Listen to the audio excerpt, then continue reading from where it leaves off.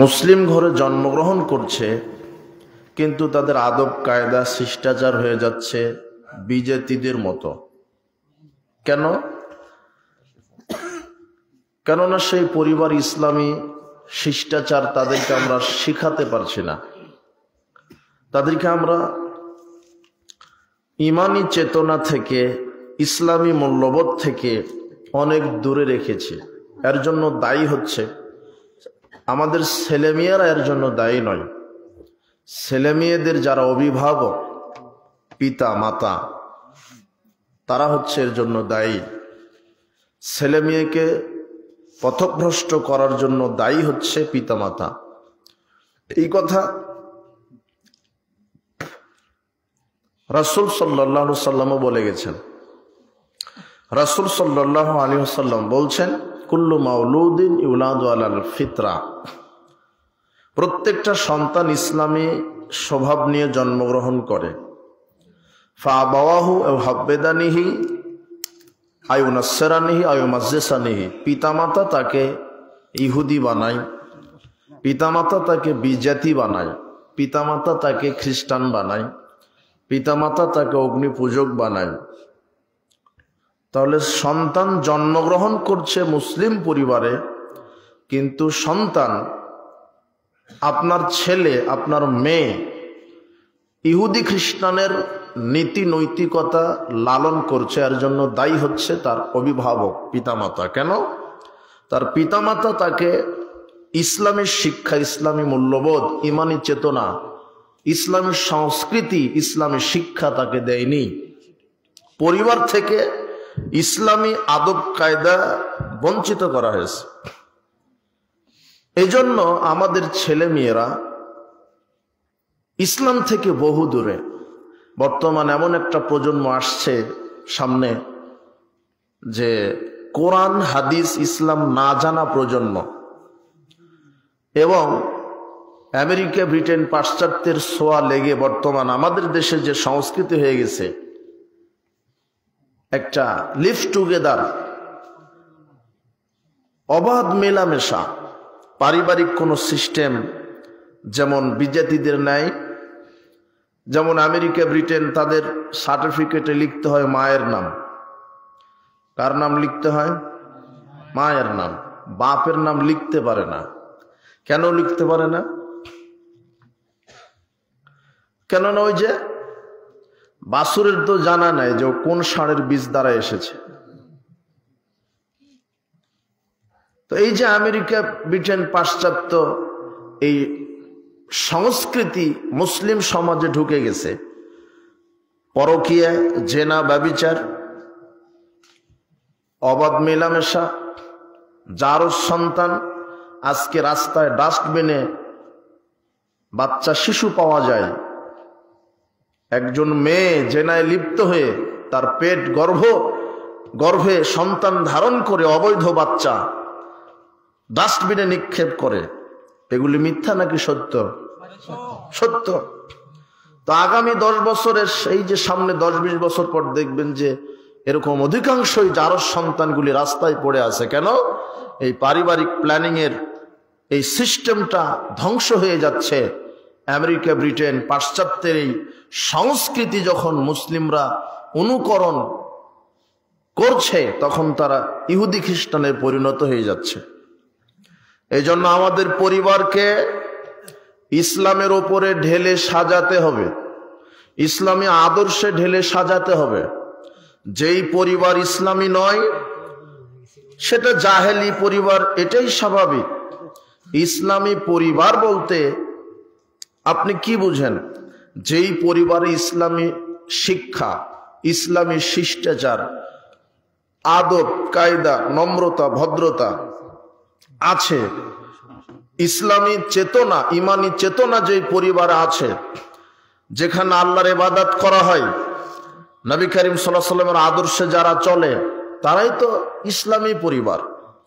কিন্তু আজকে আমরা মুসলিম, কিন্তু আমাদের পরিবারে ইসলামের সেই সংস্কৃতি, ইসলামী সংস্কৃতি, ইমানি চেতনা নেই। কেন নেই? কেননা আমরা কোরআন হাদিস ইসলাম থেকে দূরে।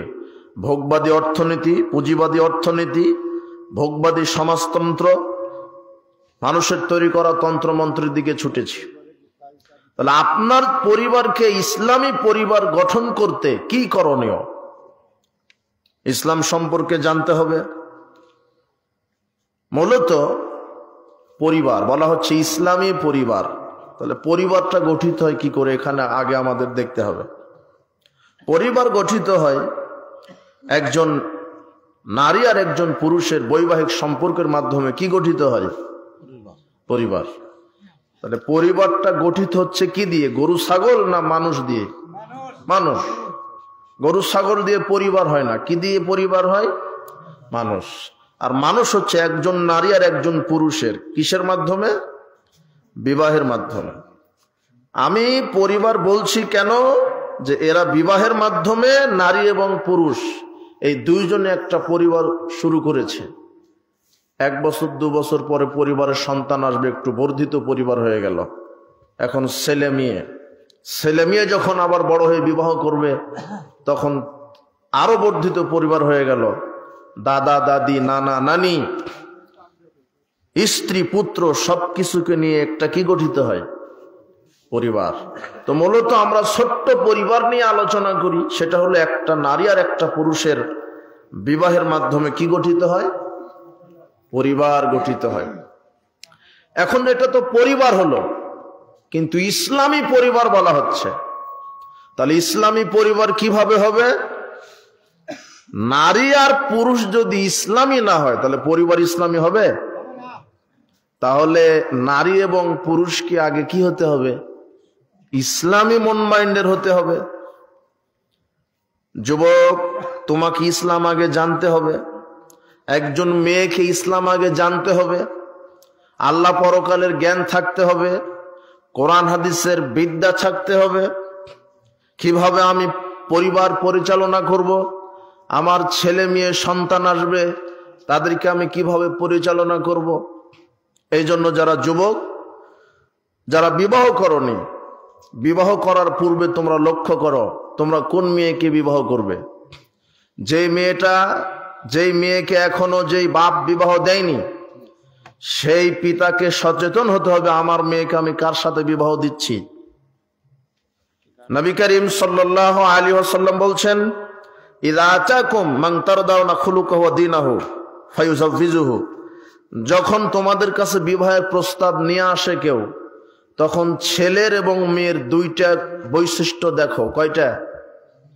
আমার কথা বুঝতে পারেন? আচ্ছা, একটু মনোযোগ দিয়ে ধৈর্য সহকারে বসেন।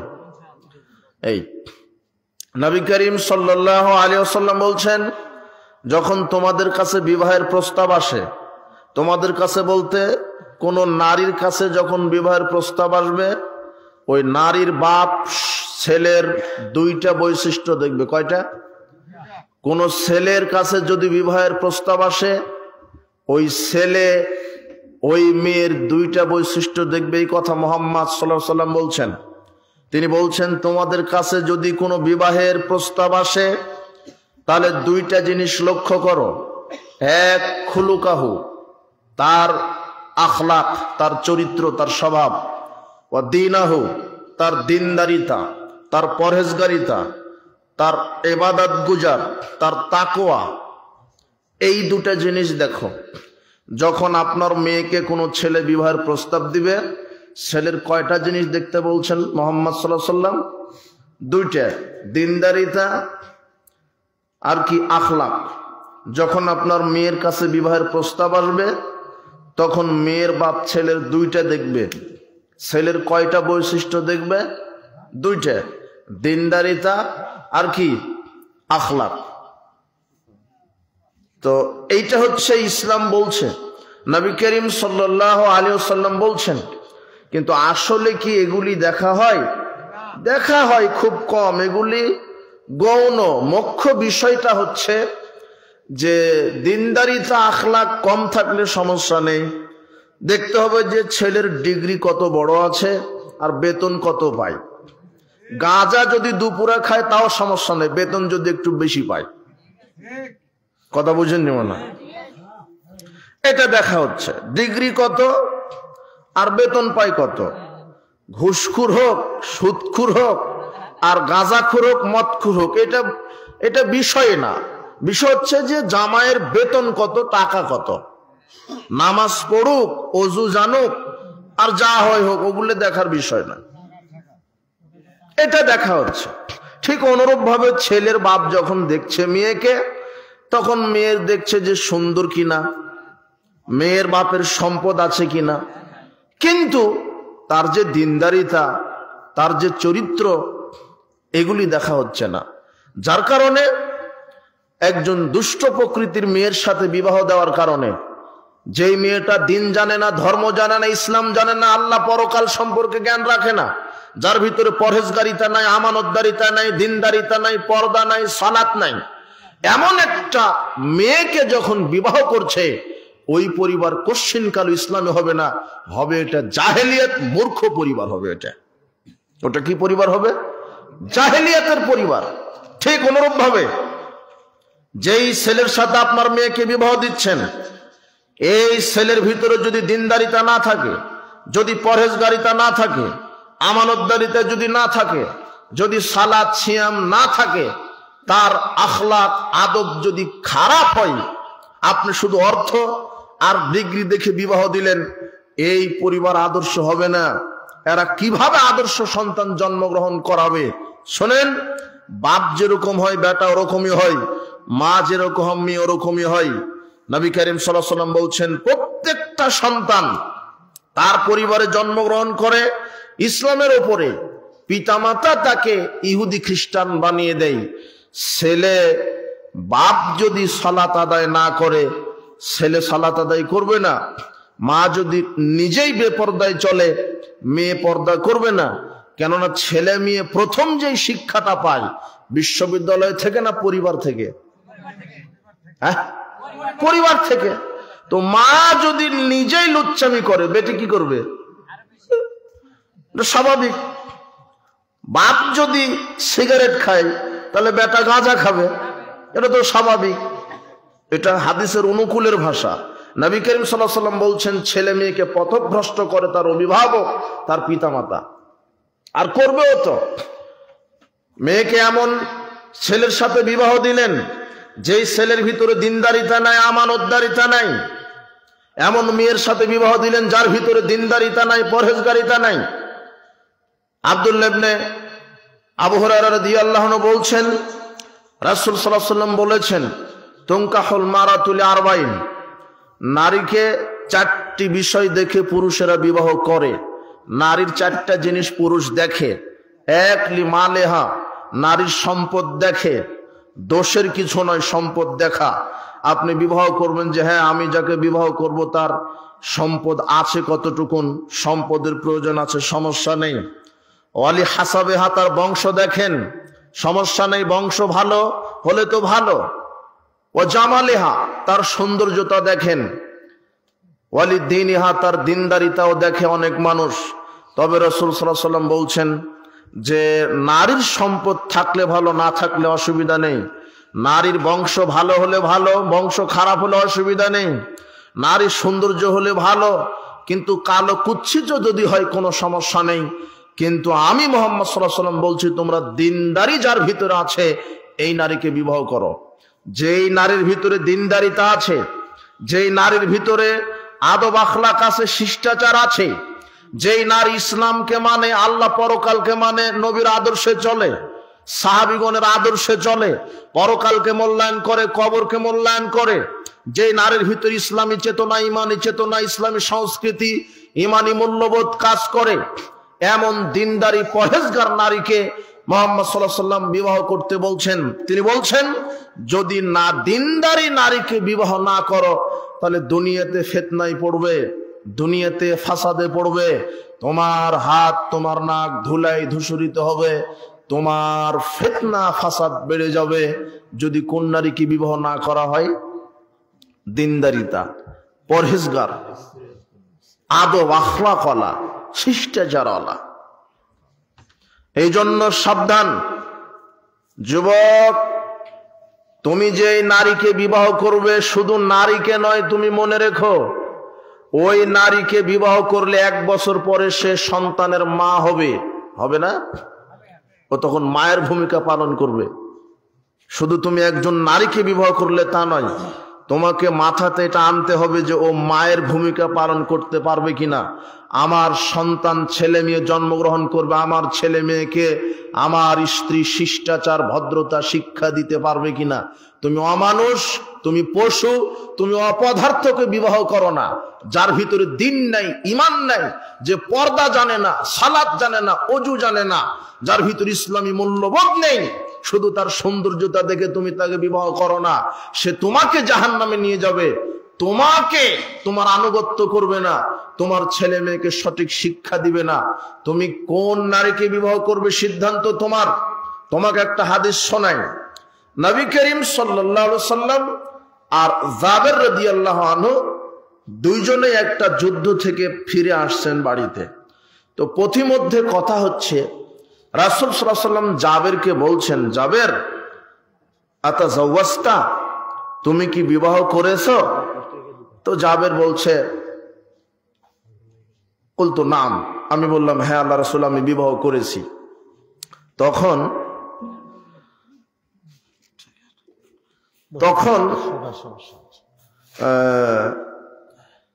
জাবের বলছে যে আমি বিবাহ করেছি। তখন রাসূল সাল্লাল্লাহু আলাইহি সাল্লাম বলছেন, বিক্রান আম সাইয়্যিবান, আচ্ছা তুমি কুমারী মেয়েকে বিবাহ করেছো নাকি বিধবা মেয়েকে বিবাহ করেছো? তখন জাবের বলছে, বাল সাইয়্যিবান, বরং আমি বিধবা নারীকে বিবাহ করেছি। তখন রাসূল সাল্লাল্লাহু আলাইহি ওয়াসাল্লাম বলছেন, আফালা জারিয়াতান, তুমি কেন কুমারী মেয়েকে বিবাহ করলে না? তুলাইবুকা ওয়া তুলাইবুহা, সে তোমার সাথে আদর স্নেহ দিয়ে তোমাকে জড়িয়ে রাখতো, তুমি তাকে বেশি বেশি ভালোবাসতে, আদর স্নেহ দিয়ে তাকে তুমি জড়িয়ে রাখতে, কুমারী মেয়েকে বিবাহ করলে না কেন? রাসূল সাল্লাল্লাহু আলাইহি ওয়াসাল্লাম বলছেন, আলাইকুম বিল আবকার, তোমরা কুমারী মেয়েকে বিবাহ করো। কুমারী মেয়ের মুখ মিষ্টি বেশি, সন্তান দিতে পারে বেশি। কুমারী মেয়ের মুখ মিষ্টি বেশি আর অল্পতেই সন্তুষ্ট হয়। বিধবা নারীকে বিবাহ করবেন, ওকে যতই দিবে ও বলবে যে আমার আগের স্বামীটাই ভালো ছিল, খোঁটার শেষ নাই। এই জন্য মুহাম্মদ সাল্লাল্লাহু আলাইহি ওয়াসাল্লাম বলছেন, যদিও আগের স্বামী কিছুই দেয়নি তবুও মিথ্যা বলবে আমার আগের স্বামী ভালো ছিল। এই জন্য রাসূল সাল্লাল্লাহু আলাইহি ওয়াসাল্লাম বলছেন, কুমারী মেয়েকে কি করো? বিবাহ করো। এদের মুখ মিষ্টি বেশি আর এরা সন্তান দিতে পারে বেশি। রাসূল সাল্লাল্লাহু আলাইহি ওয়াসাল্লাম এটাও বলেছেন, তাজাওয়াজুল ওয়ালুদাল ওয়ালুদা, তোমরা ওই নারীকে বিবাহ করো যেই নারী বেশি বেশি বাচ্চা দিতে পারে। তোমরা ওই নারীকে বিবাহ করো যেই নারী বেশি বেশি বাচ্চা দিতে পারে। তোমরা ওই নারীকে বিবাহ করো যেই নারী বেশি বেশি বাচ্চা দিতে পারে। ফাইন্নী মুকাসিরুম বিকুমুল উমামা, কেননা আমি মুহাম্মদ সাল্লাল্লাহু আলাইহি ওয়াসাল্লাম বিচারের মাঠে গর্ব করব যে সব নবীর চাইতে আমার উম্মতের সংখ্যা সবার চাইতে বেশি। যখন আপনি বুঝবেন কি করে যে ওই নারীটা বেশি বাচ্চা দিতে পারে না কম দিবে, বিবাহিত করেননি। মুহাম্মদ সাল্লাল্লাহু আলাইহি ওয়াসাল্লাম যে বললেন ওই নারীকে বিবাহ করো যেই নারী কি দিতে পারে, তো কি দেখতে হবে? ওই যে তার বংশ দেখবেন। যেই নারীকে বিবাহ করবেন তার মায়ের যদি 10টা বাচ্চা থাকে তাহলে আপনার এই নারীটাও কয়টা দিতে পারবে? বুঝেননি মনে হয় কথা? দিতে পারবে। এটা রাসূল সাল্লাল্লাহু আলাইহি ওয়াসাল্লাম বলছেন এই কথাই, এটা বুঝে নিতে হবে। মেয়ের মা যদি 10টা সন্তান দেয় মেয়ের পেট থেকেও হবে, তার খালা যদি দিতে পারে 10টা এই মেয়েও দিতে পারবে। এই জন্য রাসূল সাল্লাল্লাহু আলাইহি ওয়াসাল্লাম বলছেন ওই নারীকে বিবাহ করো যে নারী বেশি বেশি কি দিতে পারে? বাচ্চা দিতে পারে। কিন্তু আপনি সবচেয়ে উচ্চ শিক্ষিত মানুষ, আপনাকে এই জাহেলি শিক্ষা বলেছে পরিবার পরিকল্পনা করেন, 2টার বেশি নয়, একটা হলে ভালো হয়। সুখী পরিবার গঠনের জন্য একটা সন্তান নিয়েছেন, অথচ আপনার স্ত্রী বলছে বাচ্চা বেশি নিব না, একটা হয়েছে হয়েছে আর নয় সর্বোচ্চ 2টে। অথচ আপনার স্ত্রী যদি বাড়িতে ছাগল প্রতিপালন করে, ছাগলের পেটে যখন বাচ্চা আসে তখন তাহাজ্জুদে দাঁড়িয়ে বলে আল্লাহ 6টা বাচ্চা দিও। ছাগলের 6টা আর নিজের কয়টা চাই? মানে ও নিজেই প্রমাণ করছে ও ছাগলের চাইতে ওর বাচ্চার দাম কি কম। কম বেশি কি করে? বেশি হলে তো নিজের 10টা চাইতো। আল্লাহর কাছে বলছেন একটা হয়েছে হয়েছে আল্লাহ এটাই, আর ছাগলের কয়টা চাচ্ছে? 6টা। কথা বুঝেননি মনে? মুহাম্মদ সাল্লাল্লাহু আলাইহি ওয়াসাল্লাম বলছেন ওই নারীকে বিবাহ করো যেই নারী বেশি বেশি বাচ্চা দিতে পারে। তোমরা কুমারী নারীকে বিবাহ করো, কুমারী নারী অল্পতেই সন্তুষ্ট, তাকে যা দিবে তাই সন্তুষ্ট, তাকে যা দিবে তাই সন্তুষ্ট, তার মুখ বেশি মিষ্টি, সে বেশি ভালোবাসা দিতে পারবে। কিন্তু জাবের রাদিয়াল্লাহু আনহু বলছেন, আল্লাহর নবী আমি তো বিধবা নারীকে বিবাহ করেছি। তো কেন বিধবা নারীকে বিবাহ করলে কুমারীকে করতে পারতে? এখন এই যুবক এইদিকে জাবের রাদিয়াল্লাহু আনহু রাসূল সাল্লাল্লাহু আলাইহি ওয়াসাল্লামকে বলছেন, আল্লাহর নবী ইন্না লি আখাওয়াতিন, আমার আব্বা মারা গেছে উহুদের যুদ্ধে অনেক ঋণ রেখে, লক্ষ লক্ষ টাকা ঋণ রেখে আমার আব্বা মারা গেছে। আর ইন্না লি আখাওয়াতিন, আমার 6টা বোন রেখে মারা গেছে। যখন আমার আব্বা মারা যায় তখন আমার 6টা বোন, 10, 12, 15 বছরের 6টা বোন রেখে মারা গেছে। তো 6টা বোনকে চালানো, প্রতিপালন করা, ঋণের বোঝা টানতে টানতে আমি যুবক থাকতেই বৃদ্ধ হয়ে গেছি। 6টা বোন যে রেখে গেছেন, তো এই 6টা বোনকে আমি কিভাবে প্রতিপালন করব? তাই আমি চিন্তা করলাম যে কুমারী অশিক্ষিত বা কুমারী মেয়েকে যদি বিবাহ করি তাহলে অল্প বয়সের হবে। আন আহবাবতু আতাজাওয়াজতু ইমরাতান, আমি তাই এমন নারীকে বিবাহ করার ইচ্ছা করলাম, তাজমাউহুন্না, যেই নারী বয়স হবে আমার বোনদের চাইতে বড়, যেই নারী শিক্ষিতা হবে আমার বোনদের চাইতে বেশি, যেই নারীর ভিতরে দিনদারিতা থাকবে, হোক বিধবা, যেই নারীর ভিতরে শিক্ষা থাকবে, কোরআন হাদিসের শিষ্টাচার থাকবে, দিনদারিতা থাকবে, ওই নারীকে বিবাহ করলাম। কেন? যাতে করে আমার 6 বোনকে দেখে শুনে মিলেমিশে একত্রে রাখতে পারে, প্রতিপালন করতে পারে। ওয়াতাম শুতুহুন্না, এরপরে তাদেরকে যেন শিষ্টাচার ইসলামী শিক্ষা দিতে পারে। ওয়াতাকুমু আলাইহিন্না, আর তাদের উপরে যেন কঠোর হতে পারে। কয়টা কথা বললেন? 3টা। আল্লাহর নবী আমি এমন নারীকে বিবাহ করেছি যেই নারী আমার বোনদেরকে একত্রে মিলেমিশে রাখতে পারে, 1। 2, যেই নারী আমার বোনদেরকে শিষ্টাচার শিক্ষা দিতে পারে। 3, যেই নারী আমার বোনদের উপরে কঠোর হতে পারে। এত কথা বলো কেন? পর্দা করো, সালাত আদায় করো, যাও ওযু করো, বাড়ির বাইরে কেন যাও, বাড়ির ভিতরে যাও, এইভাবে কঠোর হতে পারে। কে? জাবেরের স্ত্রী, জাবেরের বোনদের উপরে। আর শিক্ষা দিতে পারে শিষ্টাচার, আম্মু এইভাবে ওযু করো, এইভাবে সালাত আদায় করো, ডান হাতে খাও, বিসমিল্লাহ বলে খাও, পাশ থেকে খাও, ঘুমানোর দোয়া বলো। এই আম্মু মাগরিব এশার সালাতের পরে ঘুমানোর পূর্বে কোরআন তেলাওয়াত করে ঘুমাও, ফজরের সালাতের পরে কোরআন তেলাওয়াত করো, বাড়ির বাহিরে ঘোরো না, বেপরদায় চলো না, কারো গীবাত করো না, পিতামাতার খেদমত করো। এইভাবে শিষ্টাচার শিক্ষা দিবে। এই জন্য আমি শিক্ষিতা নারীকে বিবাহ করেছি, হোক বিধবা। তবুও কোন নারীকে জাবের বিবাহ করেছে? শিক্ষিতা, যাতে করে আমার স্ত্রী আমার বোনদেরকে শিষ্টাচার শিক্ষা দিতে পারে। আর আপনি যাকে বিবাহ করেছেন বলছেন ও মাস্টার ডিগ্রি পাস, ও আপনার বাচ্চাকে পোশাক গায়ে দিতেই শিখেনি এখনো। পোশাক যে কিভাবে গায়ে দিতে হয় এটা আপনার স্ত্রী জানে না, বাম হাতল আগে ঢুকে দিচ্ছে। অথচ রাসূল বলছেন ডান হাতল আগে ঢুকে দিয়ে পোশাক গায়ে দাও, আর বলো আলহামদুলিল্লাহিল্লাযী কাসানি হাযা ওয়া রাযাকানি মিন গায়রি হাওলিন মিন্নি ওয়ালা কুওয়া। আপনার স্ত্রী আপনার বাচ্চাকে জুতা পরিধান করে দিতে জানে না। প্রথমে ডান পা আগে দিতে হবে বিসমিল্লাহ বলে, এরপরে বাম পা দিতে হবে। খোলার সময়তে বাম পা আগে খুলতে হবে, ডান পা পরে খুলতে হবে। আপনার স্ত্রী আপনার ছেলে মেয়েকে কোরআন সুন্নাহর আদলে শিষ্টাচার শিক্ষা দিতে পারে না। কেন?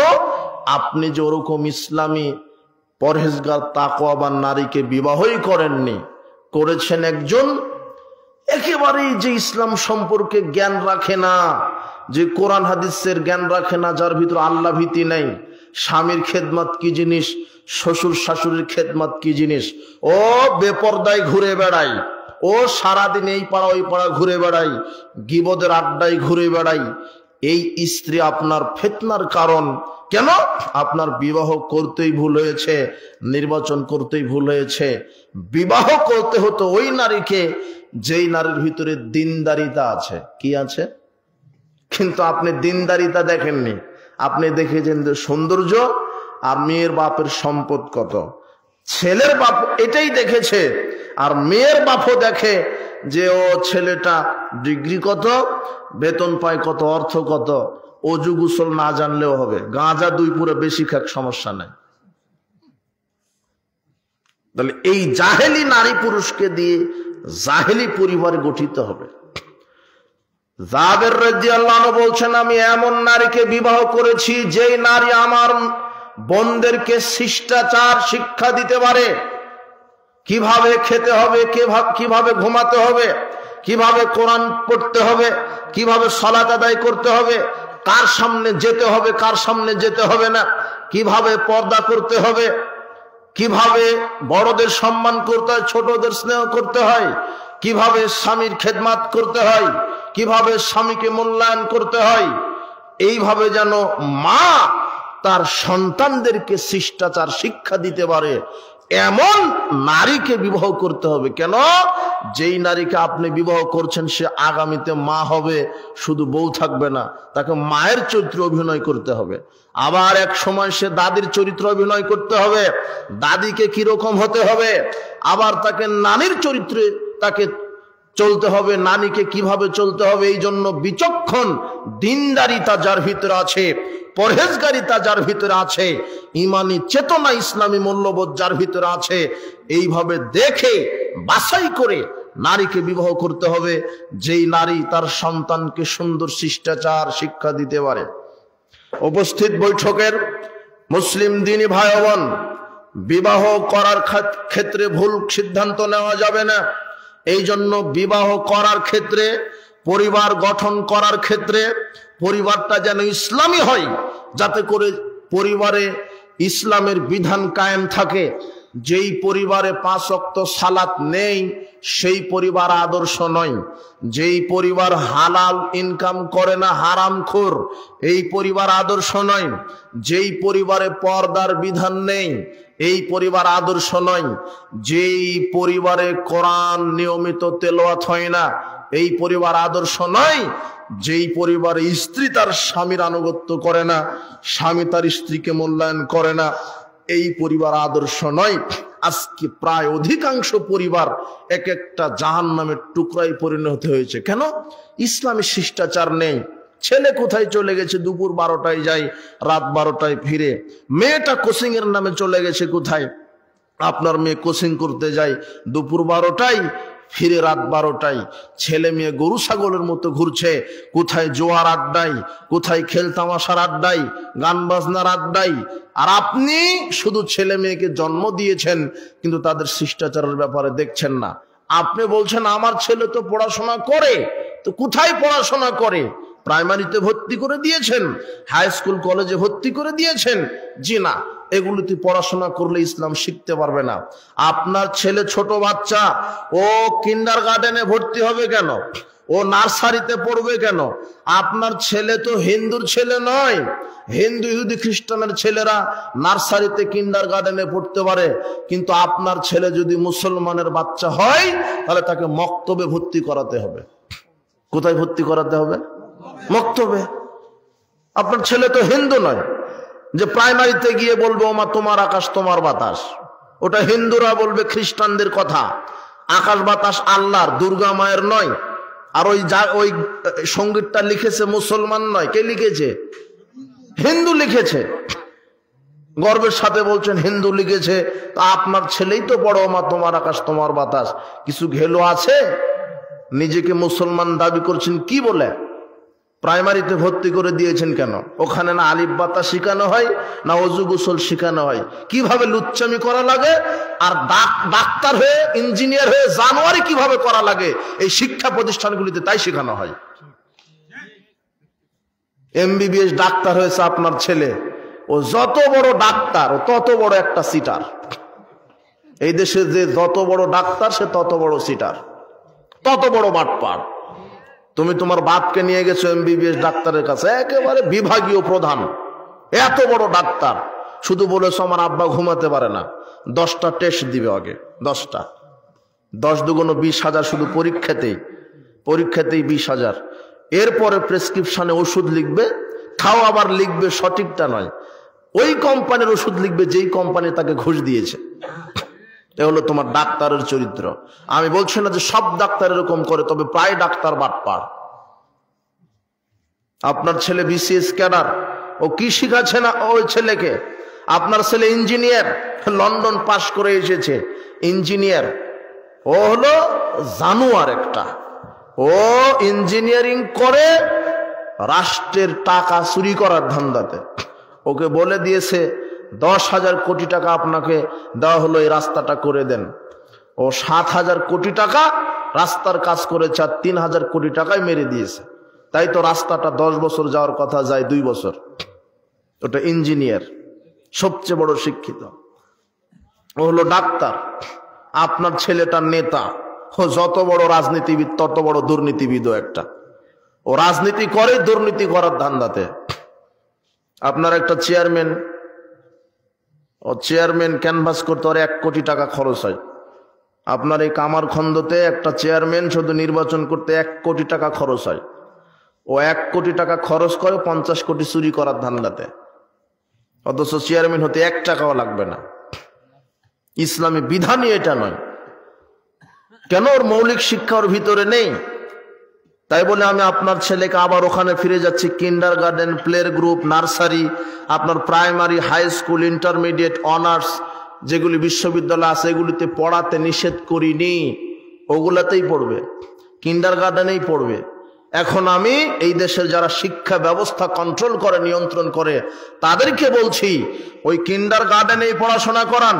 প্রাইমারি প্রাইমারি থাকবে, হাই স্কুল থাকবে, কলেজই থাকবে, বিশ্ববিদ্যালয় থাকবে।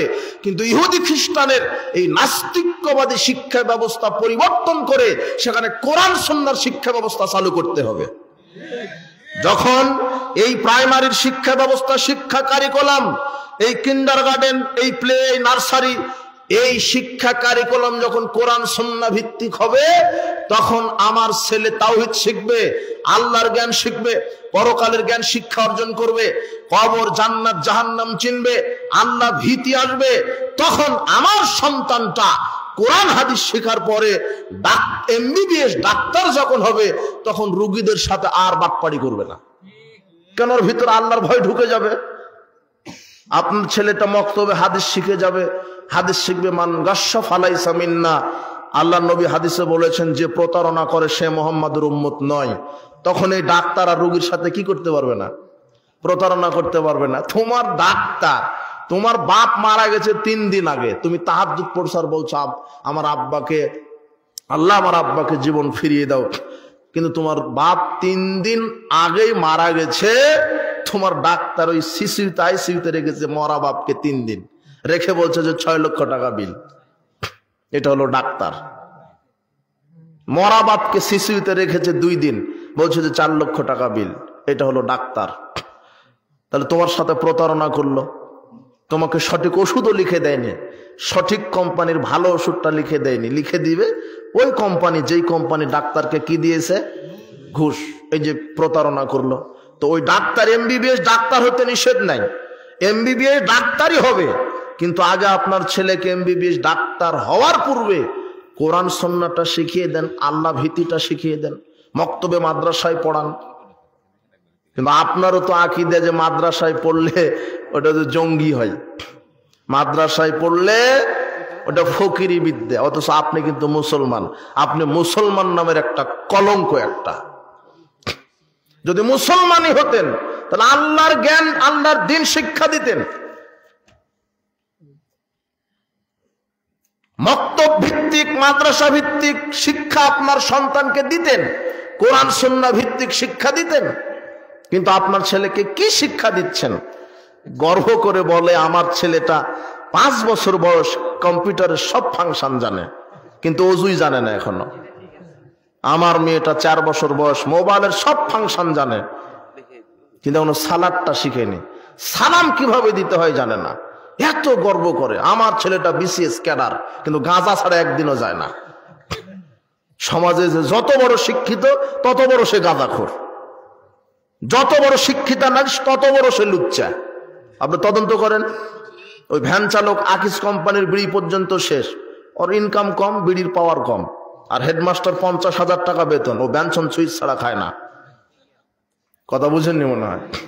তোমার হেডমাস্টার, তুমি, তোমার বাপ, তোমার মাও, তোমার দাদা যে বিড়ি সিগারেট জর্দা গুল তোমরা খাও, সেটা পৃথিবীর কুকুর সিগালেও খায় না, সেটা তোমরা খাও। তাহলে ওই শিক্ষার কি দাম? যেই শিক্ষা অর্জন করে সুদখোর তৈরি হয়, যেই শিক্ষা অর্জন করে দুর্নীতিবাজ তৈরি হয়, যেই শিক্ষা অর্জন করে ডাক্তারের নামে বাটপারি করে, যেই শিক্ষা অর্জন করে ইঞ্জিনিয়ারের নামে জানোয়ারি করে, যে শিক্ষা অর্জন তাকে তামাক খাওয়া শিখাই, জর্দা খাওয়া শিখাই, বিড়ি খাওয়া শিখাই, মানুষের টাকা দুর্নীতি চুরি করা শিখাই, আর জেনা ব্যভিচার গান বাজনা শিখাই, ওই শিক্ষার 5 পয়সা কোনো মূল্য নাই। আপনি ওই শিক্ষা আপনার ছেলেকে শেখাচ্ছেন? কি করলো আপনার ছেলেটা মাস্টার ডিগ্রি পাস করে? ও করলোটা কি? কি শিখাচ্ছেন আপনার মেয়েকে? ও বেপরদায় ঘুরে, ও ল্যাংটাপনা হয়ে ঘুরে, ও দুপুর 12টায় বের হয়, রাত 12টায় ঘরে ফিরে। আপনি বাপ কিছুই বলতে পারেন না। রাসূল সাল্লাল্লাহু আলাইহি ওয়াসাল্লাম বলছেন, আলা কুল্লুকুম রাইন ওয়া কুল্লুকুম মাসউলুন আন রাইয়াতি, তোমরা প্রত্যেককেই দায়িত্বশীল, প্রত্যেককে তোমাদের দায়িত্ব সম্পর্কে আল্লাহ জিজ্ঞাসা করবেন। আর রাজুলু আলা রাইন আলা আহলি বাইতি, বাপ তার পরিবারের উপরে দায়িত্বশীল, তার স্ত্রীর ব্যাপারে দায়িত্বশীল, তার ছেলে মেয়ের উপরে দায়িত্বশীল। রাসূল সাল্লাল্লাহু আলাইহি ওয়াসাল্লাম বলছেন, ইয়া মাশারাশ শাবাব মান ইসতাতা মিনকুমুল বাত, হে যুবকেরা, যদি পুরুষ হও তাহলে বিবাহ করো, কাপুরুষ হলে বিবাহ করো না। যদি পুরুষ হও বিবাহ করো, কেন? বিবাহ করলে স্ত্রী হবে, স্ত্রীর পেট থেকে 1 বছর 2 বছর পর সন্তান হবে, স্ত্রীকে চালানোর ক্ষমতা থাকতে হবে, ছেলে মেয়েকে চালানোর ক্ষমতা থাকতে হবে।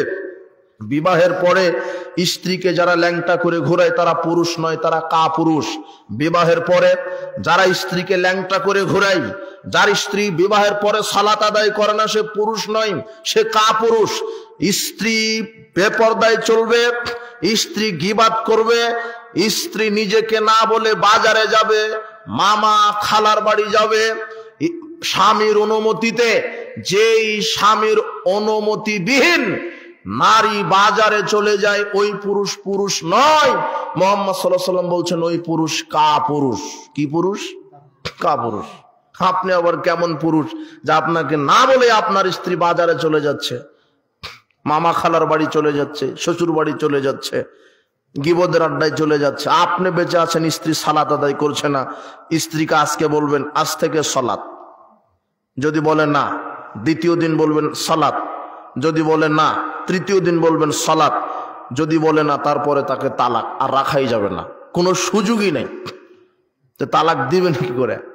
আপনার স্ত্রীকে বলছেন যাই গিবত করো না, ওই বাড়ি ওই বাড়ি যাও না, আমার অনুমতি ছাড়া চলা যাবে না, আমার আনুগত্য করো, তারপরও শুনে না, তাহলে তাকে রাখা যাবে না, তালাক। তো তালাক দিবেন কি করে? ও আপনাকে তালাক দিবে কেন? আপনি 5 লক্ষ যৌতুক নিয়ে রেখেছেন, ও আপনাকে তালাক। এই জন্য তওবা করেন, ছেলেকে যৌতুক দিয়ে বিবাহ দিবেন না। এই যুবক, তুমি তোমার শ্বশুরকে যৌতুক দিবে, বিবাহের দিনে তোমার শ্বশুরকে বলবে যে আব্বা এই যে থাকলো আপনার একটা, আপনাকে আমি এই কোরআন পড়ার জন্য একটা কোরআন দিলাম, রেহাল দিলাম, এই যে লঙ্গি থাকলো, আপনাকে একটা মোটরসাইকেল দিলাম, আমার বাড়িতে যাতায়াত করবেন। তুমি দিবে তোমার শ্বশুরকে, দিয়ে বলবে যে আপনি আপনার মেয়েকে 20 বছর এত কষ্ট করে পালন করে আমার হাতে তুলে দিলেন, এই শুকরিয়া আমি কিভাবে আদায় করব? না হলে তুমি ভিক্ষুকের মতো হা করে থাকো কেন? তোমার বাপ আর তুমি দুজনেই হা করে আছো ভিক্ষুকের মতো। আবার বিবাহের দিনে চেয়ার টেবিল নিয়ে বসে আছো কেন, যে কে কত দিবে? গরু একটা জবাই করেছো 5 লক্ষ টাকা দিয়ে, এখন ওই 5 লক্ষ টাকা উঠানোর জন্য সব ধনীদেরকে দাওয়াত দিয়েছে, একটা গরিবকে দাওয়াত দেয়নি। কেন? গরিবকে দাওয়াত দিলে যে দিতে পারবে না, গরিবকে দাওয়াত দিলে যে ওকে ভিক্ষা দিতে পারবে না। কথা বুঝেননি মনে হয়?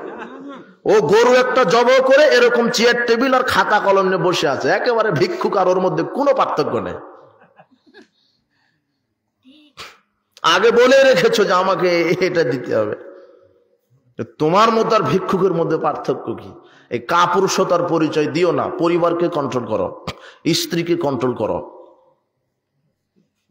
মেয়েকে কন্ট্রোল করো, আপনি তা আপনার সন্তানকে কন্ট্রোল করেন। আল্লাহ সুবহানাহু ওয়া তাআলা বলছেন, ইয়া আইয়ুহাল্লাযীনা আমানু, হে বিশ্বাসীগণ, ও আনফুসাকুম আহলিকুম নারা, হে পৃথিবীর বিশ্বাসীগণ, তোমরা নিজে জাহান্নামের আগুন থেকে বাঁচো, পরিবারকে জাহান্নামের আগুন থেকে বাঁচাও। নিজে জাহান্নামের আগুন থেকে বাঁচো, পরিবারকে জাহান্নামের আগুন থেকে বাঁচাও। তো নিজে বাঁচবেন কি করে? ঈমান এনে, এরপরে আমল করে, সালাত সিয়াম হজ যাকাত আল্লাহর বিধান মেনে, আর আল্লাহ যা নিষেধ করেছেন তা বর্জন করে, তাহলে নিজে বাঁচলেন। এখন পরিবারকে বাঁচাবেন কিভাবে? তাহলে পরিবারকেও বলতে হবে কার প্রতি ঈমান আনো? আল্লাহর প্রতি। সালাত আদায় করো, সিয়াম পালন করো। স্ত্রীকে বলতে হবে পর্দা করো, স্বামীর আমাকে মেনে চলো। ছেলে মেয়েকে সঠিক শিষ্টাচার শিক্ষা দাও, শ্বশুর শাশুড়ির সাথে ভালো আচরণ করো। তাহলে পরিবারকেও জাহান্নাম থেকে বাঁচানোর চেষ্টা করতে হবে। তো আপনি কি করছেন? রাসূল সাল্লাল্লাহু আলাইহি ওয়াসাল্লাম বলছেন, মুরু আওলাদাকুম বিস-সালাত ওয়া হুম আবনাউ সাব'i সিনিন। তুমি তোমার সন্তানকে সালাতের নির্দেশ দাও যখন 7 বছর। ওয়াদরিবহুম আলাইহা ওয়া হুম আবনাউ 10 সিনিন। তুমি তোমার সন্তানকে পিটিয়ে সালাত আদায় করাও, প্রহার করে সালাত আদায় করাও যখন তোমার সন্তানের বয়স 10 বছর। একদিন স্কুলে না গেলে পিটিয়েছেন, কিন্তু আজানের পরে মসজিদে না গেলে আপনি পিটাননি, আপনি কাপুরুষ। আপনার মাটির নিচে থাকা উচিত, আপনার মাটির নিচে চলে যাবেন। একদিন স্কুলে যায়নি, বাপ বলছে স্কুলে গেলি না, পিটন। ওটা পুরুষত্ব নয়। পুরুষত্ব হচ্ছে ফজরের আজান দিয়েছে, ওই সময়তে ছেলে মেয়েকে উঠিয়ে অজু করিয়ে কোথায় পাঠানো? পুরুষত্ব মসজিদে। এটা হলো পুরুষত্ব। এরপরে মসজিদ থেকে আসবে, এরপরে মক্তবে পাঠিয়ে দিবেন, এর নাম পুরুষত্ব। জি না, জাহেলিয়াত শিক্ষার জন্য মুসলমান জন্মগ্রহণ করেনি। মুসলমানের সবচেয়ে বড় সম্পদ, সবচেয়ে বড় শিক্ষা হচ্ছে আল্লাহর পক্ষ থেকে এসেছে, যার নাম হচ্ছে আল কোরআন। কি? আপনার ছেলে, আপনার সন্তান আল কোরআন শিখবে, ইসলাম শিখবে। আপনার ছেলে মেয়েকে ইসলামী আদব কায়দা শিখিয়ে দেন। আপনি যদি আপনার ছেলে আর মেয়েকে সালাত শিখিয়ে দেন, আর যদি বলেন আবু বিসমিল্লাহ বলে খাও, কোরআন তেলাওয়াত করো মাগরিবের পরে, এশার পরে ঘুমিয়ে যাও কোরআন তেলাওয়াত করে, ফজরের পরে কোরআন তেলাওয়াত করবে, এরপরে এইভাবে ওযু করে এইভাবে সালাত আদায় করবে, এইভাবে দান করবে। তোমাকে দান করতে হবে, পকেটে খুচরা টাকা রাখবে, তুমি দান করবে। এখন ওই ছেলেটা আপনার কথা শুনে যত টাকা দান করবে, যত পারা কোরআন তেলাওয়াত করবে, আর মৃত্যু পর্যন্ত যত রাকাত সালাত আদায় করবে, সম পরিমাণ নেকি আপনি বাপ হিসেবে পেতে থাকবেন। কথা বুঝেননি মনে হয়? কারণ আপনার কথাতে যে আপনার ছেলেটা করে, আপনি যে শিখিয়েছেন। এই জন্য আপনার ছেলে মেয়েকে সঠিক শিক্ষা, আদব কায়দা শিক্ষা দিবেন। বলছিলাম পরিবার, ইসলামী পরিবার। তো ইসলামী পরিবার তখনই হবে যখন একজন মেয়ে আর একজন ছেলে, নারী পুরুষ বিবাহের পূর্বে তারা দুইজন যখন ইসলামী হবে, তখন পরিবারটা ইসলামী হবে। আল্লাহ সুবহানাহু ওয়া তাআলা বলছেন, ওয়া মিন আয়াতিহি আন খালাকা লাকুম মিন আনফুসিকুম আজওয়াজান। আল্লাহর নিদর্শনের মধ্যে একটি নিদর্শন হচ্ছে আল্লাহ তোমাদেরকে সৃষ্টি করেছেন এবং তোমাদের থেকে তোমাদের জোড়া স্ত্রী তৈরি করেছেন। কেন? লিতাসকুনু ইলাইহা, যাতে করে তোমরা তোমাদের স্ত্রীর নিকটে শান্তি তৃপ্তি পেতে পারো। পৃথিবীর ইতিহাসে একজন পুরুষের জন্য সবচেয়ে শান্তি তৃপ্তি পাওয়ার জায়গা হলো তার স্ত্রী। কি বলেন তো? তার স্ত্রী। একজন পুরুষ পৃথিবীর কোন জায়গাতে, কোন পরিস্থিতিতে এত শান্তি তৃপ্তি পায় না যেটা পায় তার স্ত্রীর কাছে। এই কথা আল্লাহ বলছেন, লিতাসকুনু ইলাইহা, আমি তোমাদের জন্য স্ত্রী তৈরি করেছি যাতে করে তোমরা স্ত্রীর নিকটে শান্তি তৃপ্তি পাও। ওয়াজআলা বাইনাকুম মাওয়াদ্দাতা ওয়া রাহমা, এবং আমি স্বামী স্ত্রীর মধ্যে করে দিয়েছি ভালোবাসা, করে দিয়েছি রহমত, করে দিয়েছি ভালোবাসা, করে দিয়েছি রহমত, যাতে করে তারা স্ত্রী স্বামীকে ভালোবাসে, স্বামী স্ত্রীকে ভালোবাসে। আর এই স্বামী স্ত্রী পরস্পরকে ভালোবাসবে তখনই যখন তাদের ভিতরে আল্লাহ ভীতি থাকবে, দিনদারিতা থাকবে, শিষ্টাচার থাকবে। আর যদি আল্লাহ ভীতি না থাকে, পরকাল ভীতি না থাকে, থাকবে কি করে? তুমি যাকে বিবাহ করেছো তোমার মতো 10টা যুবকের সাথে আগেই তার সম্পর্ক ছিল, তাই এখন তোমার সাথে আর হয় না। আর তুমি যেই নারীকে বিবাহ করেছো ওই নারীর বিবাহের পূর্বে তোমারও 10টা নারীর সাথে সম্পর্ক ছিল, তাই তুমিও ভালো করতে পারো না। তোমরা দুজনেই জাহেল। কথা বুঝুনি মনে হয়? আপনার মেয়েটা জোর করে আলা এক জায়গাতে প্রেম করে, আপনি জোর করে ওর সাথে না দিয়ে দিয়েছেন আর একজনের সাথে, তার তো আর খেলো না। যুবক, তুমি বিবাহের পূর্বে 14টা নারীর সাথে সম্পর্ক, তুমি ঠিক করে রেখেছো অমুক নারীকেই বিবাহ করবো, পরিবার আর দিল না। জোর করে তোমার বাপ যার সাথে দিয়েছে তার সাথে আর তোমার হয় না। এর সমাধান কি? বলো, এর সমাধান কি?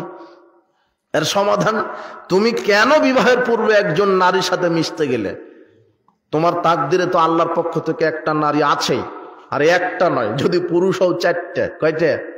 আল্লাহ বলছেন মাসনা সালাসা রুবা, 2টা করো, 3টা করো, 4টা করো, সামর্থ্য না থাকলে একটা, তাও না থাকলে দাসী। তো দাসীর সিস্টেম তো বাংলাদেশে নাই, তাহলে একটা। কিন্তু সমাজ তো তোমাকে উল্টে, বাংলাদেশের মাটি খারাপ, বাংলাদেশের আবহাওয়ায় খারাপ। তুমি যদি বৈধভাবে 4টা বিবাহ করো বলবে যে লুচ্চে, স্বভাব খারাপ। আর তুমি অবৈধভাবে 10টা নারীর সাথে সম্পর্ক করো বলবে মরদ রে। কথা বুঝেননি মনে হয়? কোনো সমস্যা নেই।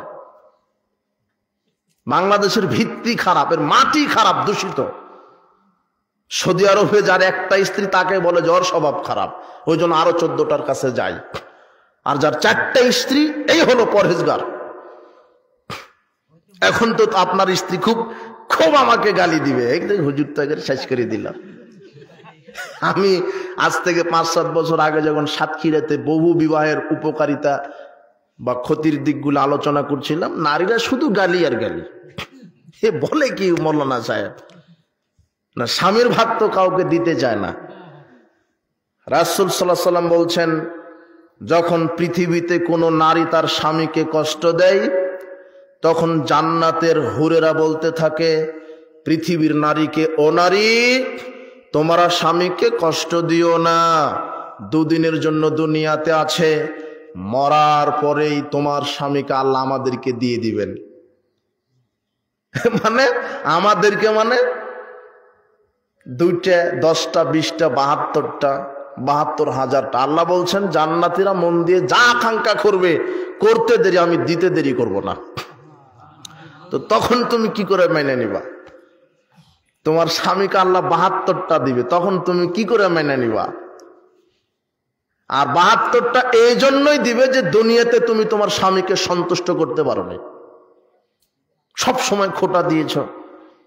রাসূল সাল্লাল্লাহু আলাইহি ওয়াসাল্লাম বলছেন, আবু সাঈদ খুদরি রাদিয়াল্লাহু আনহু বলছেন যে খরাদা রাসূলুল্লাহ সাল্লাল্লাহু আলাইহি ওয়াসাল্লাম ফি আযহান আও ফিতরিন ইলাল মুসাল্লা। রাসূল সাল্লাল্লাহু আলাইহি ওয়াসাল্লাম একদা ঈদুল আযহা অথবা ঈদুল ফিতরের কোন একটা সালাতে ঈদগাহের মাঠে গেলেন। ফামারা আলান নিসায়ে, সালাত শেষ করে তিনি মহিলাদের পাশ দিয়ে যাচ্ছিলেন। যেতে যেতে তিনি বললেন মহিলাদেরকে, ইয়া মাশারান নিসা, হে মহিলা সম্প্রদায় শোনো, তাসাদ্দাকনা, তোমরা বেশি বেশি দান সদকা করো। হে মহিলা সম্প্রদায়, তোমরা বেশি বেশি দান সদকা করো। ফা ইন্নী উরিতুকুম আকসারা আহলিন নার, কেননা আমি তোমাদেরকে বেশি বেশি জাহান্নামে দেখছি। তখন মহিলারা বলছে, বেমা ইয়া রাসূলুল্লাহ, আল্লাহর নবী, কেন মহিলারা বেশি বেশি জাহান্নামী? তখন তিনি বলছেন, তুকসির লান লানা, মহিলারা বেশি বেশি মানুষকে অভিশাপ দেয়। তোর মরণ হয় না কেন? অমুকের হাত ভাঙে না কেন?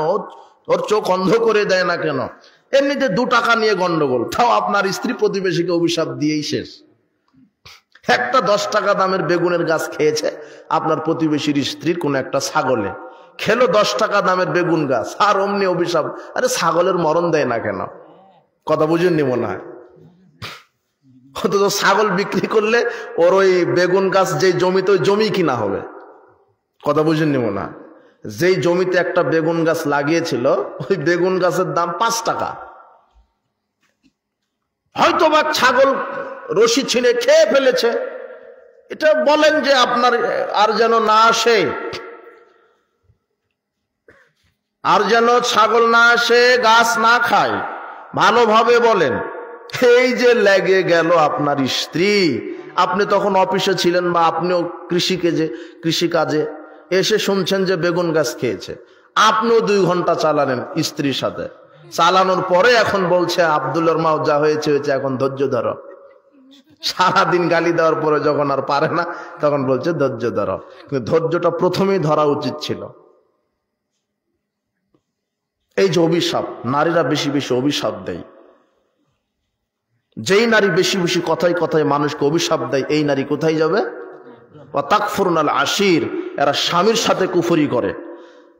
সাহাবীগণ আরেক হাদিসে বলছেন কিভাবে? ইয়াকফুরনা বিল্লাহে, আল্লাহর নবী আপনি যে বললেন নারীরা কুফরি করার কারণে জাহান্নামী, তো তারা কার সাথে কুফরি করে? তখন তিনি বলছেন শোনো, তারা স্বামীর সাথে কুফরি করে। কিভাবে? লাউ আহসানতা ইলাইহা ইহদাহুন্না দাহরা, স্বামী স্ত্রীকে মন প্রাণ দিয়ে ভালোবাসে, তাকে শাড়ি কিনে দেয়, তার চিকিৎসার ব্যবস্থা করে, সে যখন যা কিছু খেতে চায় কষ্ট করে ভ্যান চালিয়ে কঠোর পরিশ্রম করে তাকে সেটা খাওয়ায়। সুম্মা রাআত মিনকা শাইআন, এরপরও যদি স্বামীর একটু কমতি দেখে তখন বলে মা রাআইতু মিনকা খায়রান কাত্ত, তোমার কাছে 20 বছর থেকে আমি কিছুই পেলাম না। স্ত্রী যা চেয়েছে তাই দিয়েছেন, শাড়ি চেয়েছে শাড়ি কিনে দিয়েছিলেন, বলেছে যে আজকে বার্গার খাবে বার্গারও কিনে দিয়েছেন, বলেছে যে আজকে কাচ্চি খাবে কাচ্চিও কিনে দিয়েছেন। কিন্তু একদিন তার চাওয়া অনুপাতে হয়নি, তখন বলছে তোমার কাছে 20 বছর থেকে কিছুই পেলাম না। এগুলো অকৃতজ্ঞ, স্বামীর সাথে কুফরি করলো। যেই স্ত্রী তার স্বামীর সাথে কুফরি করে এই স্ত্রীর জান্নাত হবে না, হজ তাহাজ্জুদ দিয়ে হবে না। রাসূল সাল্লাল্লাহু আলাইহি ওয়াসাল্লাম বলছেন লা তুজাইজু, 2 শ্রেণীর মানুষ আছে, রুসুহুমা সালাতুহুমা, তাদের সালাত কবুল করেন না আল্লাহ। 2 শ্রেণীর মানুষ আছে, তাদের ফরজ নফল ইবাদত কবুল হয় না। 2 শ্রেণীর মানুষ আছে, তাদের সালাতটা মাথার উপরে উঠে না, মানে কবুল হয় না। এক আব্দুন আবাকা মিন মাওয়ালি, ওই কর্মচারী যেই কর্মচারী তার মালিককে না বলেই পালিয়ে চলে এসেছে। আপনি যার কাজ করতেছিলেন ওনাকে না বলে চলে এসেছেন, উনার কাছে গিয়ে ক্ষমা না পর্যন্ত আপনার সালাত কবুল হবে না। 2 ওমরাতুন আসাদ জাওজাহা, ওই নারী যেই নারী স্বামীর অবাধ্যতায় চলে, যেই নারী স্বামীকে মূল্যায়ন করে না, যেই নারী স্বামীকে কষ্ট দেয়, যেই নারী স্বামীর অবাধ্যতায় চলে, যেই নারী স্বামীকে কষ্ট দেয়, এই নারীর সালাত কবুল হবে না। কত নারী আছে তাহাজ্জুদ মিস দেয় না কিন্তু স্বামীর খেদমত করে না, স্বামীকে সহ্য করতে পারে না। বলেছে পানি নিয়ে আসো, বলছেন নিয়ে খাও, গরম পানি দাও, ঠান্ডা নিয়ে আসে, পানি চেয়েছে নিয়ে গেল ঠ্যাক করে ফেলে দিচ্ছে, মানে একটা মেজাজি দেখায় দিচ্ছে। কথা বুঝেননি মনে হয়? রাসূলুল্লাহ বলছেন কুল্লু জাব্বারিন আনিদ, প্রত্যেক গুমরাহি জেদি অহংকারী ব্যক্তি জান্নাতে যাবে না। আপনার স্ত্রী এত জেদি, ও যেটা বুঝে ওটাই বুঝ, আপনার বুঝের কোনো দাম নাই। ও যেটা বুঝে ওটাই বুঝ, এত জেদি। কিছু মহিলা আছে যে স্বামীকে মূল্যায়ন করে না, এদের সালাত সিয়াম আল্লাহ কি করছেন না, কবুল করছে না। যারা স্বামীর শুকরিয়া আদায় করে না, উপস্থিত মা বোন আপনাকে বলছে আপনার স্বামী পাগল হোক, ছাগল হোক, উন্মাদ হোক, মাতাল হোক, স্বামীকে মূল্যায়ন করে জান্নাতে নারীদের যাওয়ার মাধ্যম হলো স্বামী। স্বামীকে ইনকার করে, স্বামীকে কষ্ট দিয়ে, স্বামীর অবাধ্যতা দেখিয়ে চলে হজ যাকাত তাহাজ্জুদ দিয়ে জান্নাত হবে না, সাবধান। এক মহিলা আল্লাহর নবীর কাছে এসেছেন কিছু জানার জন্য। তো আল্লাহর নবী বলছেন না জাতু যাও জানান্তি, তোমার কি স্বামী বেঁচে আছে? কালাত নাম, মহিলা বলছে হ্যাঁ আছে। আল্লাহর নবী বলছেন কাইফা আনতি লাহু, তুমি তোমার স্বামীর জন্য কেমন? তখন ওই নারী বলছে মা আজাস্তু আনহু, আমি ভালোই খেদমত করি কিন্তু আমার স্বামী আমাকে মূল্যায়ন করে না। তখন আল্লাহ নবী বলছেন ফাংজুরি, একটু অপেক্ষা করো, ধৈর্য ধরো। আইনান্তি মিনহু, তুমি তোমার স্বামীকে ছেড়ে কোথায় চলে যাবে? ফাইন্নামা হুয়া জান্নাতুকা ওয়া নারুকা, স্বামী তোমার জান্নাতে যাওয়ার কারণ, স্বামী তোমার জাহান্নামে যাওয়ার কারণ। স্বামীকে মূল্যায়ন করে জান্নাত। কয়েকজন নারী ছিল পৃথিবীতে স্বামীকে মূল্যায়ন করতেন, তার একজন হচ্ছে খাদিজা রাদিয়াল্লাহু তাআলা আনহা। কে বলেন তো? খাদিজা, মুহাম্মদ সাল্লাল্লাহু আলাইহি সাল্লামের প্রথম স্ত্রী খাদিজা রাদিয়াল্লাহু তাআলা আনহা যতদিন বেঁচে ছিলেন ততদিন তিনি দ্বিতীয় বিবাহ করেননি। এত ভালোবাসতেন খাদিজাকে। খাদিজা মরে যাওয়ার পরেও খাদিজার সম্মানের কারণে মুহাম্মদ সাল্লাল্লাহু আলাইহি সাল্লাম খাদিজার বিভিন্ন বান্ধবীদের কাছে উপঢৌকন পাঠিয়ে দিতেন, যেটা খাদিজার বান্ধবীকে দিয়ে আসো। খাদিজাকে এত মূল্যায়ন করতেন। আর খাদিজা রাদিয়াল্লাহু তাআলা আনহা তার স্বামী মুহাম্মদ সাল্লাল্লাহু আলাইহি সাল্লামকে এত মূল্যায়ন করতেন। মুহাম্মদ সাল্লাল্লাহু আলাইহি সাল্লাম হেরা গুহাতে ইবাদতে মগ্ন ছিলেন। হেরা গুহা মানে ওই মাটি থেকে হেরা গুহার দূরত্ব হলো 30 ফিট উঁচা। কত ফিট? 30 ফিট। তো রাসূল সাল্লাল্লাহু আলাইহি ওয়াসাল্লাম মাঝে মাঝে বাড়িতে গিয়ে খাদ্য নিয়ে আসতেন।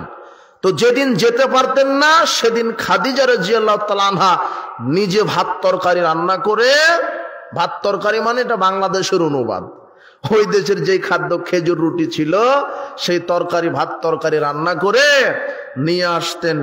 একটা মহিলা মানুষ 30 ফিট উঁচুতে উঠে প্রায় দিনই স্বামীকে রান্না করে খাওয়াতেন, স্বামীর আনুগত্য করতেন। তো আল্লাহ এটা এত খুশি হয়েছেন, জিবরাইলকে আল্লাহ পাঠিয়ে দিচ্ছেন। জিবরাইলকে বলছেন, জিবরাইল এখনই হেরা গুহায় চলে যাও, মুহাম্মাদের কাছে যাও, গিয়ে বলো যে তুমি সালাম দিবে খাদিজাকে আর আমিও সালাম দিলাম খাদিজাকে। তখন জিবরাইল মুহাম্মদ সাল্লাল্লাহু আলাইহি সাল্লামের নিকটে এসে বলছেন, মুহাম্মদ সাল্লাল্লাহু আলাইহি সাল্লাম দেখেন ওই যে খাদিজা আপনাকে এত ভালোবাসে, ওই যে আপনার স্ত্রী খাদিজা আসছে আপনাকে ভাত তরকারি দিতে, ওই যে হাতে বাটি, বাটিতে তরকারি। খাদিজা আসলেই বলবেন আমি জিবরাইল তো খাদিজাকে সালাম দিয়েছি, আল্লাহও খাদিজাকে সালাম দিয়েছে। আর খাদিজার জন্য এত উঁচু মানের জান্নাত আল্লাহ তৈরি করেছেন, একেবারে টকটকে ঝকঝকে দামি জান্নাত খাদিজার জন্য রেডি করেছেন। কেন? খাদিজার স্বামীকে মূল্যায়ন করে চলে। তা আপনার বাড়িতে যেটা আছে ও আপনাকে মূল্যায়ন করে না, ও যেটা বুঝে সেটাই, ওর জন্য জান্নাত নেই।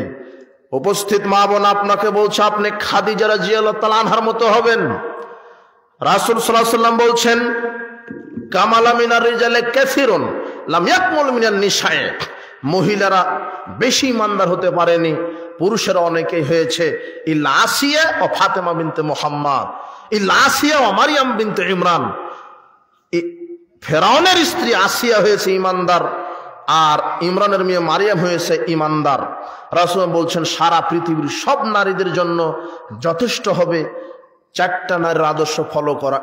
1, ইমরানের মেয়ে মারিয়াম, 2, খুয়াইলিদের মেয়ে খাদিজা, 3, মুহাম্মাদের মেয়ে ফাতেমা, 4, মুজাহিমের মেয়ে আসিয়া। এই 4টা নারীর আদর্শ যদি কোনো নারী ফলো করে চলে তার জন্য জান্নাত যথেষ্ট হয়ে যাবে। মা বোনদেরকে বলছি। আর আয়েশা রাদিয়াল্লাহু তাআলা আনহা, তার ব্যাপারে রাসূল সাল্লাল্লাহু আলাইহি ওয়াসাল্লাম বলছেন আয়েশা রাদিয়াল্লাহু তাআলা আনহার মর্যাদা সারিদ খাদ্য সমস্ত খাদ্যের উপরে যেমন মর্যাদা, সারা পৃথিবীর সমস্ত নারীর উপরে আয়েশা রাদিয়াল্লাহু তাআলা আনহার তেমন মর্যাদা। কেন?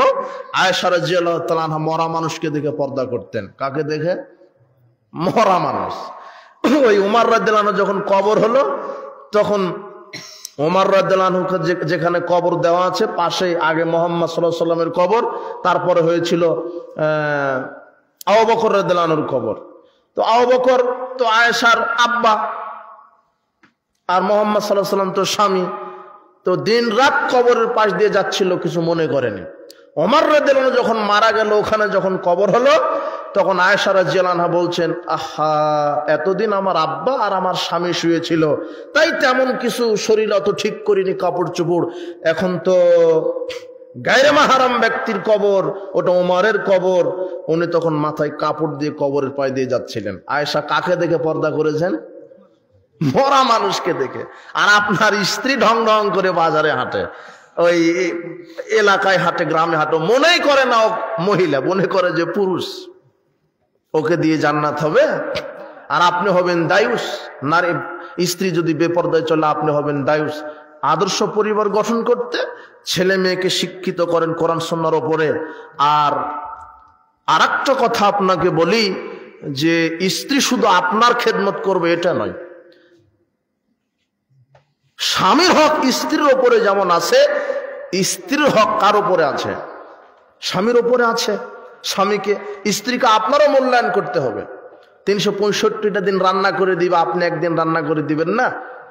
অন্তত রান্নাঘরে যান, স্ত্রীর মুখের ঘামটা মুছে দেন, বলেন যে খুব রান্না সুন্দর হয়েছে, আর স্ত্রীর প্রশংসা করবেন।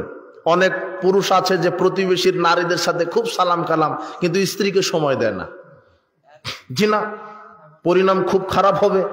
স্ত্রীকে বেশি বেশি সময় দিবেন, স্ত্রীর কাজের প্রশংসা করবেন। হ্যাঁ, তুমি খুব ভালো কাজ করো, তুমি খুব সুন্দর। আর স্ত্রীকে কোনোদিন গালি দিবেন না, অন্তত তার চেহারা নিয়ে অথবা তার বয়স নিয়ে। মহিলারা কিন্তু বুড়া হতে চায় না, সবসময় বলবেন তুমি যতদিন যাচ্ছ তত ডানা কাটা পরি হচ্ছ, দেখবেন যে আপনার সারা রাত পা টিপে দিবে। আর যদি বলেন যে চুল একটা পেকেছে আর নাক একটু মোচা, তাহলে আর কোনোদিন ভালোবাসবে না। স্ত্রী সবসময় প্রশংসা, স্ত্রীকে সবসময় ভালোবাসবেন, তাহলে খারাপ স্ত্রী ভালো হয়ে যাবে। পরিচর্যা করলে ভালো, খারাপ ছাত্র ভালো হয়ে যায় না? তা আপনার স্ত্রী খারাপও যদি হয়, তাকে সময় দেন। দেখো, আল্লাহ পরকাল আছে, মারা যেতে হবে। শ্বশুর শাশুড়িকে মূল্যায়ন করো, স্বামীকে মূল্যায়ন করো। এই দুনিয়ায় শেষ নয়, আর একটা পরকাল আছে, সেখানে চলে যেতে হবে। তোমার কাজকর্ম সব ভালো লাগে, তুমি স্বামীকে মূল্যায়ন করো, ইসলামকে মূল্যায়ন করো, স্ত্রীকে সময় দিবেন। স্ত্রীর পৃথিবীর সবচেয়ে দামি মানুষ, যার নাম মুহাম্মদ সাল্লাল্লাহু আলাইহি সাল্লাম। আয়েশা রাদিয়াল্লাহু তাআলা বলছেন, তিনি সংসারের কাজ করতেন। কানা ফি মেহনাতি আহলিহি, তিনি তার পরিবারের সাথে সহযোগিতা করতেন, স্ত্রীদের কাজে সহযোগিতা করতেন। তিনি পরিবারে ঘর ঝাড়ু দিতেন, জুতাতে তালি লাগাতেন, বকরির দুধ দহন করতেন। আর যখন সালাতের সময় হয়ে যেত, তখন সব কাজ ফেলে রেখে কোথায় চলে যেতেন? পৃথিবীর সবচেয়ে দামি মানুষ মুহাম্মদ সাল্লাল্লাহু আলাইহি ওয়াসাল্লাম যদি ঘর ঝাড়ু দিতে পারে, যদি বকরির দুধ দহন করতে পারে, তা আপনি স্ত্রীর কাজে সহযোগিতা করতে পারবেন না? স্ত্রীর কাজে সহযোগিতা করেন, স্ত্রীর রান্নার কাজে সহযোগিতা করেন, স্ত্রীকে ভালোবাসা দেন, তাহলে স্ত্রী আপনাকে ভালোবাসা দিবে। এই জন্যই পরিবার আদর্শ করতে গেলে আপনাদেরকে আদর্শ হতে হবে। পরিবার ইসলামী করতে গেলে আপনাকে ইসলামী হতে হবে, ইসলামী চেতনা নিয়ে আসতে হবে। কোরআন সুন্নাহর আদলে যেন পরিবারকে আপনি ঢেলে সাজাতে পারেন, ছেলে মেয়েকে যেন সুশিক্ষা দিতে পারেন। আল্লাহ, তুমি আমাদের পরিবারগুলিকে জাহেলিয়াত থেকে বিরত রেখে ইসলামের উপরে কবুল করো, আল্লাহুম্মা আমিন। আজকের ইসলামী জালসায় যত নারী পুরুষ এসেছেন, সবাইকে আল্লাহ কোরআন এবং সহিহ সুন্নাহ অনুযায়ী চলার তৌফিক দান করো, আমিন। যারা মারা গেছেন তাদের কবর শাস্তি মাফ করো, যাদের পিতামাতা অসুস্থ তাদের আরোগ্যতা দান করো। আমাদের মধ্যে যারা আমার হাতে 2-1 জন দান করতে পারে,